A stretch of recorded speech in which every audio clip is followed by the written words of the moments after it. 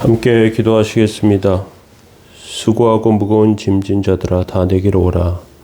내가 너희를 쉬게 하리라. 거룩하신 주님, 저희들의 영혼과 삶이 주 앞에 서오니 하나님의 은총과 은혜로 세우시며 주의 거룩하심이 저희 삶 가운데 가득하도록 주님 붙들어 주시기를 원합니다. 연약한 가운데도 온전함으로 서게 하여 주시고 하나님의 뜻과 은혜를 이루는 삶으로 주여 함께하여 주옵소서.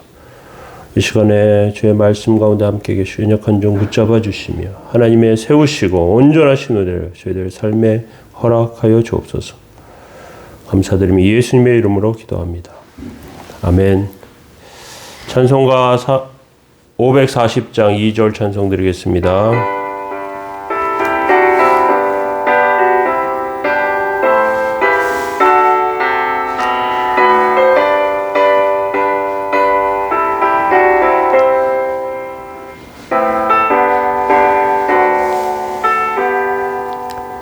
주여 넓으신 은혜 베푸사 나를 받아주시고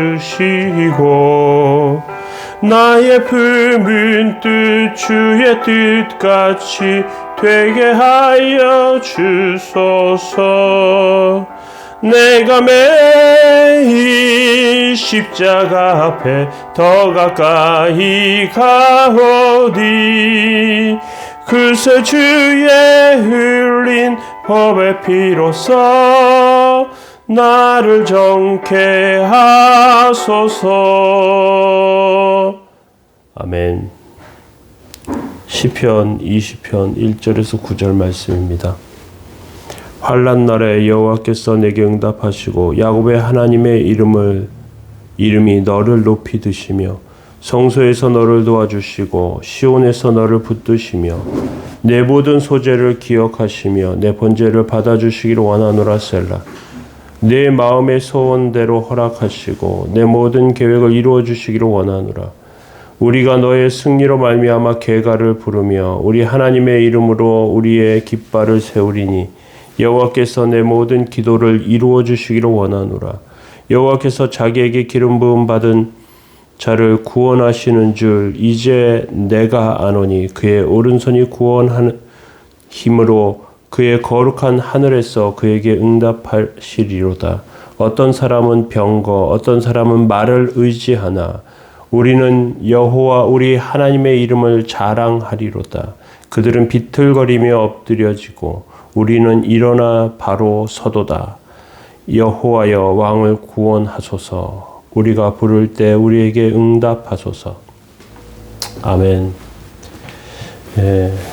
시편 20편 하나님께서 우리에게 확실히 약속해 주시는 그 확실한 약속을 붙잡기를 원하는 그런 마음으로 20편 말씀 나누고 있습니다.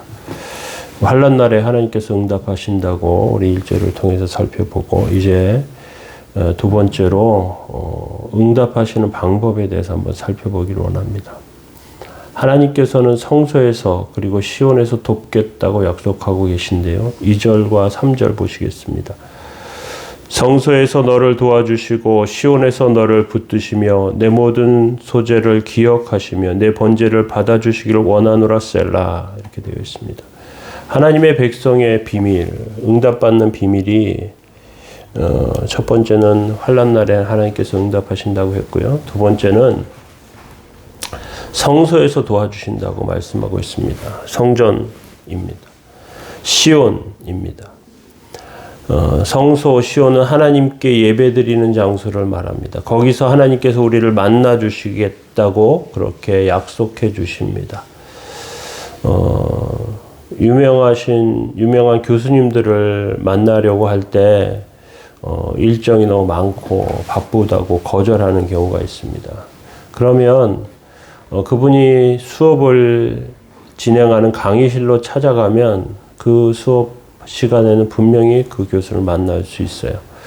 우리가 하나님이 온 우주 가운데 계시고 어디나 다 계십니다. 그런데 우리가 하나님을 만나려고 할 때 어디나 계신 하나님이시지만 특별히 하나님께서는 성전에서 만나 주십니다. 예배 드릴 때 만나주세요. 내 모든 소재를 기억하시며 내 번제를 받아주시길 원한다. 우리가 이스라엘 백성들은 예루살렘 성전에 가서 기도하면 그리고 예배드리면 하나님께서 무조건 들어주신다고 생각했습니다. 더 나아가서 하나님은 꼭 그곳에서만 응답하신다고 생각했어요. 그래서 이스라엘 사람들의 성전 신앙은 예루살렘에 있는 성전이 유일하고 그것만이 하나님을 만나고 만나는 장소라고 생각했습니다. 그렇게 하면서 성전을 우상시하니까 지금 이스라엘 예루살렘에 가면 성전이 없어요. 성전이 있는 자리에 황금의 돔이라고 하는 모슬람 서원이 있습니다. 그곳에 성전이 없어져 버렸습니다. 하나님께서 만나주시는 곳이라고 약속했던 곳인데 그 성전이 없어져 버렸습니다. 오늘날 신약의 교회 목회자 성도들이 구약의 성도들과 같은 오해를 하는 경우가 있습니다. 예배당을 세우고 건축하면 하나님께서 그 예배당에 오셔서 임하시고 축복하시고 은혜 주시고 복 주신다고 생각했습니다. 그래서 크게 짓고요. 화려하게 짓고요. 그렇게 하면서 하나님이 영광 돌린다고 생각했습니다. 그런데 그건 하나님의 영광이 아니라 사람의 영광입니다. 본문에 보면 내 소재를 기억하시고 번제를 받아주시기를 원한다. 소재와 번제를 드리는 원리가 중요한 것입니다. 하나님께서 제사를 받으시고 하나님께서 번제를 받으시는 이유는 제물이 필요해서 의식이 대단해서가 아닙니다. 온 우주의 주인이신 하나님께 부족한 것이 무엇이 있겠습니까? 사실 인간이 어떻게 해도 하나님의 그 거룩하심과 하나님의 은혜 가운데 나아갈 수가 없습니다. 아무리 바른 제사를 드려도 인간은 인간일 뿐이에요. 그런데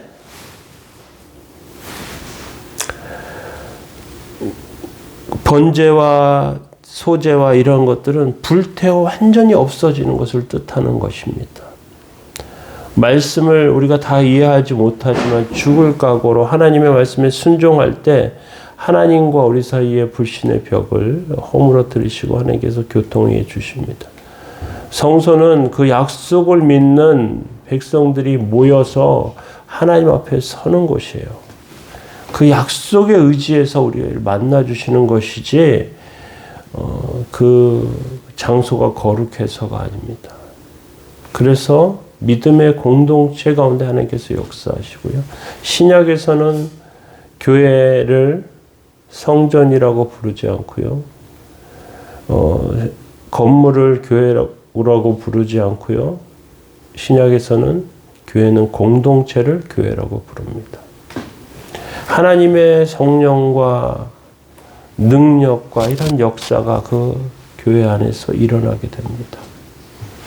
성령이 충만한 집이 되면 병이 낫고 기적이 나타나고 기도가 응답되고 뜨거운 부흥의 영광과 역사가 나타나는 것이죠.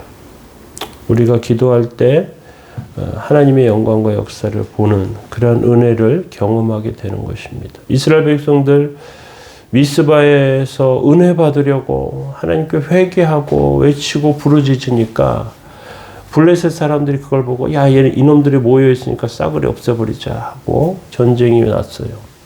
포위됐습니다. 그런데 하나님께서 천둥을 치시고 블레셋 군대로 혼비백산하게 하시고요.